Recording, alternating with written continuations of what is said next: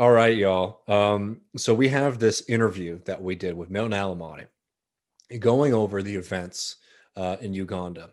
For folks who might not be familiar, Bobi Wine, who ran against Museveni, who has been in power for 35 years.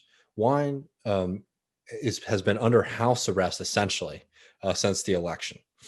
There's a lot of reason to believe that that election process was extremely rigged, and despite even with that, even without proving any kind of like fraud on the election itself, Bobi Wine has faced immense violence from the police and the military throughout this campaign. In no way, shape, or form can you consider this election to have been legitimate. Milton Allimadi is going to spend a lot of time breaking down why. We recorded it on Tuesday, so the second half where we sort of talk a little bit about Joe Biden and the January 6th protests. That's why it might seem like we're talking in the future there. Mm-hmm.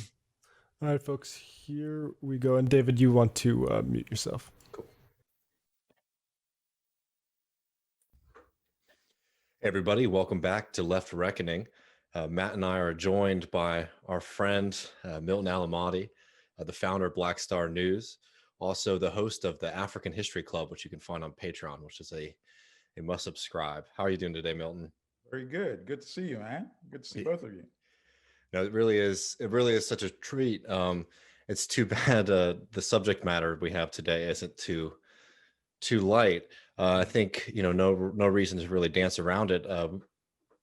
What's going on in Uganda, especially for the past few months, but particularly in this past week, has been quite striking with Museveni, who's been the leader for about 35 years. Yes. Claiming victory again in this election, claiming 59% of the vote, while his main opponent, Bobi Wine, is saying that one, there's election fraud, and two, has been holed up in his house, I believe, right. Surrounded by military and police. That's right. What's the kind of situation right now? What's it looking like there? Okay, well, it's kind of explosive because, as you said, he is surrounded by about 500 soldiers. But it also tells you something. If one individual and his wife, those are the only two people, as far as I know, in the home, surrounded by 500 soldiers, with a helicopter that flies overhead every 30 minutes, with a drone that comes and hovers overhead for a little bit.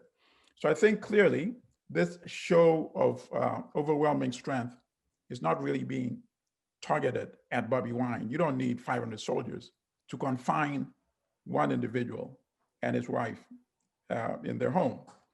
He's sending the signal. The Museveni, as you pointed out, he's been around for 35 years. The brutal dictator, this typical neo-colonial regime in Africa. He's sending a signal to supporters of Bobi Wine, but not only supporters of Bobi Wine,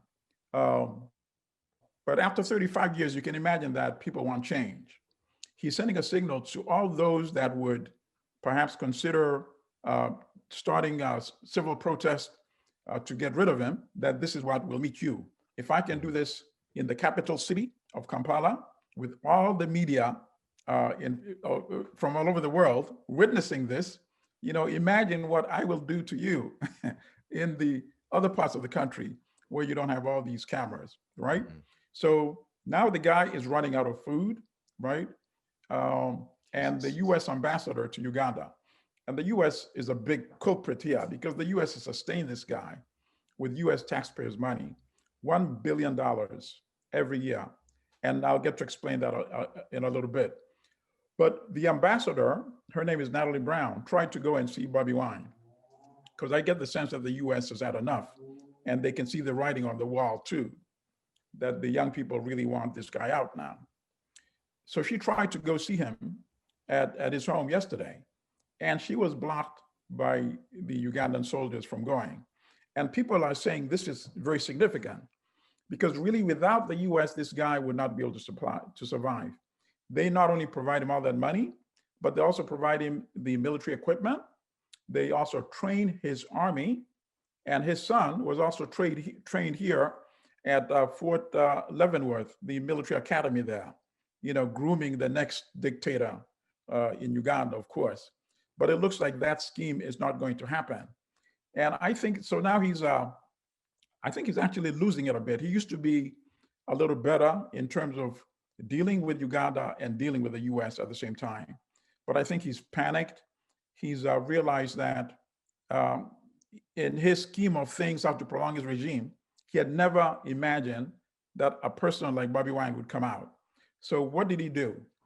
He's stolen the last 5 elections or so. This is the 6th one. And in every case, he would deploy massively on the streets, and supporters of the opposition candidate in the last 4 elections, it had been a guy named Dr. Kiza Besigye, a retired military officer and a retired medical doctor. And he has supporters, but most of his supporters are like working class folks. So they can only come out to the streets for a while. And then after a while, things die down. They go back to their 9-to-5s. Now, in this case, it's a bit different. You find a guy who's 38. The country, the population is 80% under the age of 35. So what he did is he did a voter drive, massive voter drive, and got them to register in the millions throughout the country. So he changed the voting roll completely overnight. And essentially, that is why he won. They voted for him. Nobody in Uganda believes the dictator won. And the way the US is now sort of distancing itself from him, it seems clear that the US also know that he clearly lost this election. So I think that's the kind of summary I can give you. Yeah, well, I wanted to ask you, a couple things and also frame this for folks too, because it's not just the reaction after the election. Bobi Wine throughout this campaign has been targeted by the military and the police. Absolutely. And also in 2019, they implemented a social media tax to basically prevent people from being able to interact online. Absolutely. And after this election as well, shut down the internet. Could you sort of categorize or explain to folks who might not have been following what's been happening during the campaign itself? Of course. Thank you for those questions, because as you and I know, it is only in Uganda that this would be actually described as quote unquote election. Yes, completely preposterous. Let's talk about the immediate violence that accompanied the campaign. So the guy was kind of slick in the beginning, the dictator Museveni. He said, due to the coronavirus, it's not safe to hold regular elections. So the campaign is going to be done electronically. But I think he then went back and thought about it and thought, wait, this might actually hurt me.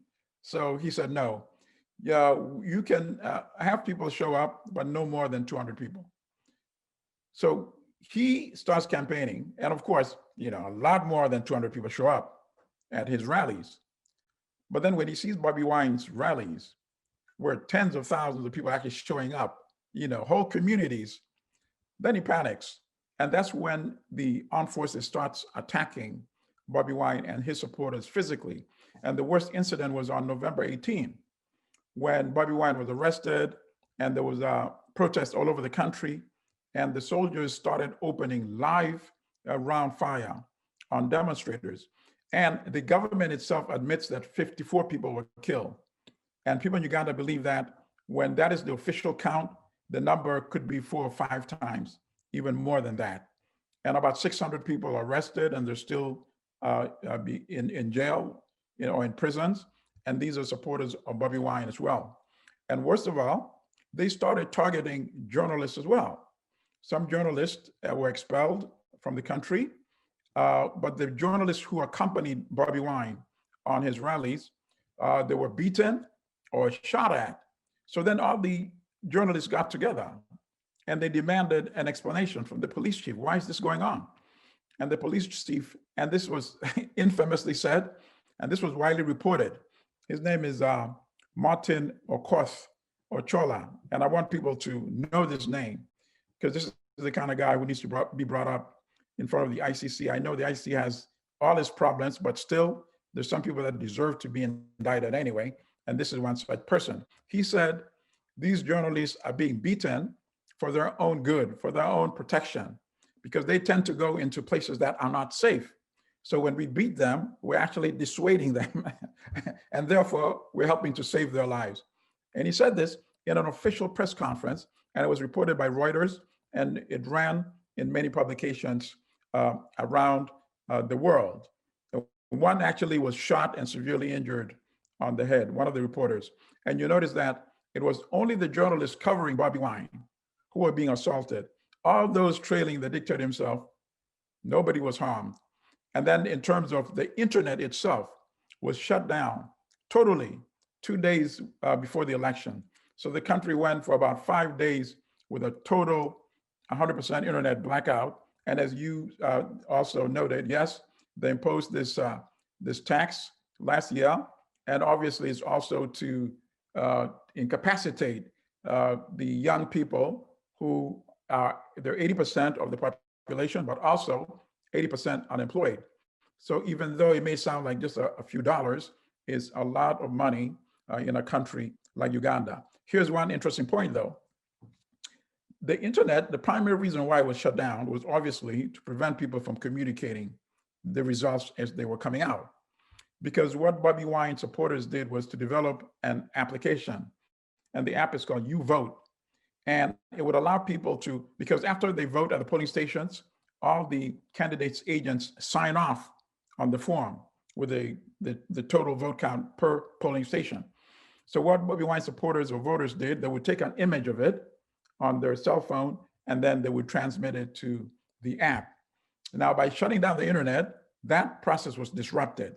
But in shutting down the internet, the process affected everybody, whether you were opposition or whether you're the regime.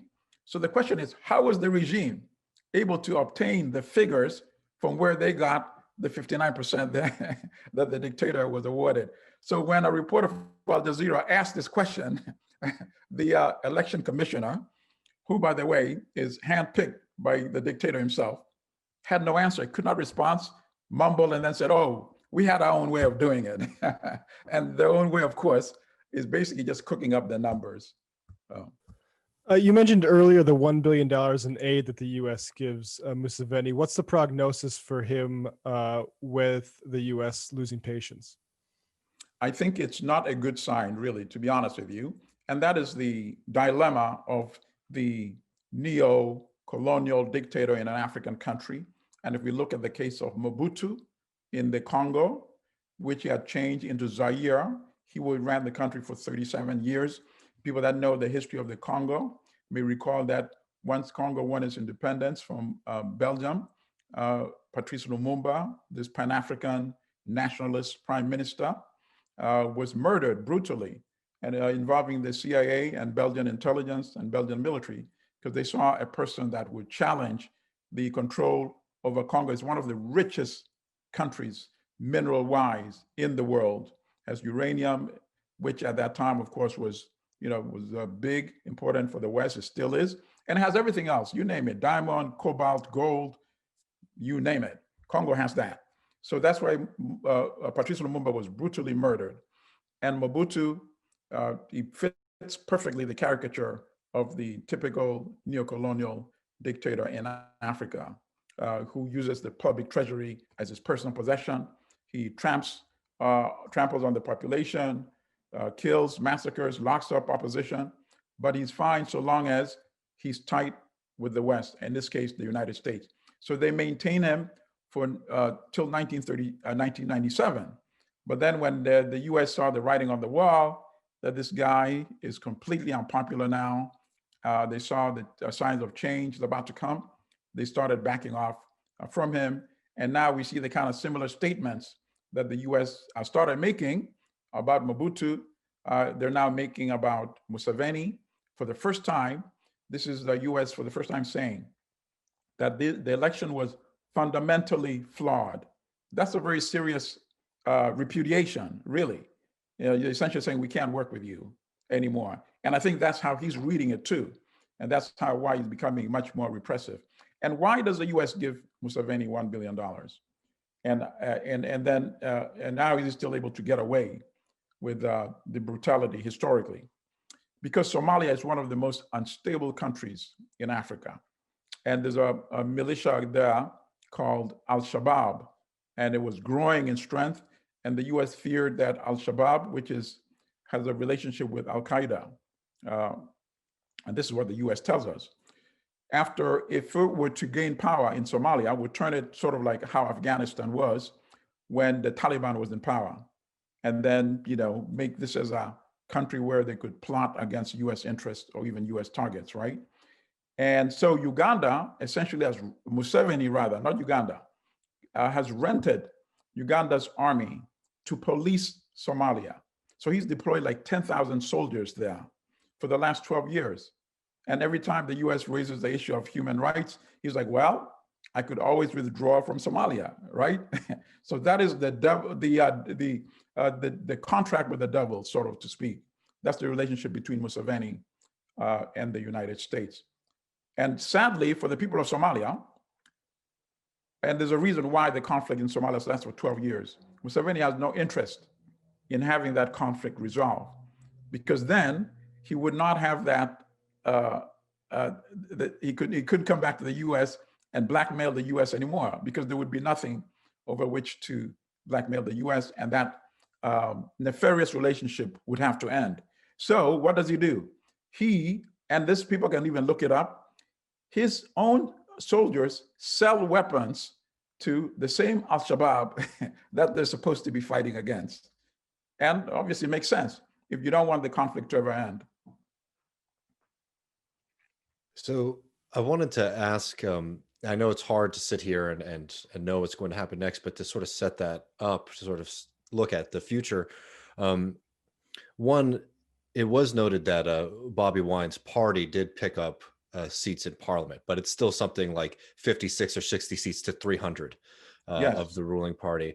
Yes. You know, so it's an opposition, but it's quite small in general. And then in addition to that, I would be curious when it comes to the military. I mean, that's also very much connected to Museveni and that party, right? The military is not at all seeing any kind of fracture. Well, that's a very good idea. I'm glad you asked that question, actually. Let me tackle the military first part. Mm-hmm. There's a couple of young officers who have, fled the country, and a few have been calling me and actually telling me how so many in the military actually are against the dictator, and they also actually want to see change, that enough is enough. And these are the people that I've spoken with, are people that are in their 30s as well. So they're of Bobi Wine's generation, and they relate to him. And Museveni, of course, is 76, belongs to a totally different generation. So yeah, that's a very good question. I never would have even brought it up had you not mentioned it, but yes, I know the military is not cohesive. And in fact, when he deployed massively in Kampala, the capital city, right before the election, people in Kampala were saying that many of the soldiers did not seem to be Ugandans, and that they may have been brought from South Sudan. South Sudan is Museveni, like Museveni is a client state of Washington. South Sudan is a client state of Museveni, because in the domestic conflict there between the President Salva-Kiir and Vice President Riek Machar, Museveni had intervened on Salva-Kiir's side. So Salva-Kiir is basically just returning the favor by helping deploy. So why would you deploy South Sudanese instead of Ugandan soldiers? You would do that because you are not confident about the loyalty of the Ugandan soldiers, that they would commit atrocities. So for example, if we had like a civil uprising, Ugandans don't believe that Ugandan soldiers would start shooting en masse and kill hundreds or maybe even thousands of Ugandans. So that answers that part of the question. And in terms of the 60%, the 60 seats or so, that itself is evidence to most Ugandans that Bobi Wine not only won the election, but probably the 60 seats is a massive undercount. If you could win officially 60, given all the intimidation, given the assaults, the brutality, the physical beating of opposition candidates, that number should actually be higher. So now even people that have long experience in Ugandan politics are reading between the lines, and they know that something is probably going to change sooner rather than later in Uganda. And the interesting thing is that they're now beginning to get information through You Vote, that app. And so far, and theirs is based on the signed declaration forms that are sent in. And they have a tallying center which is outside the country.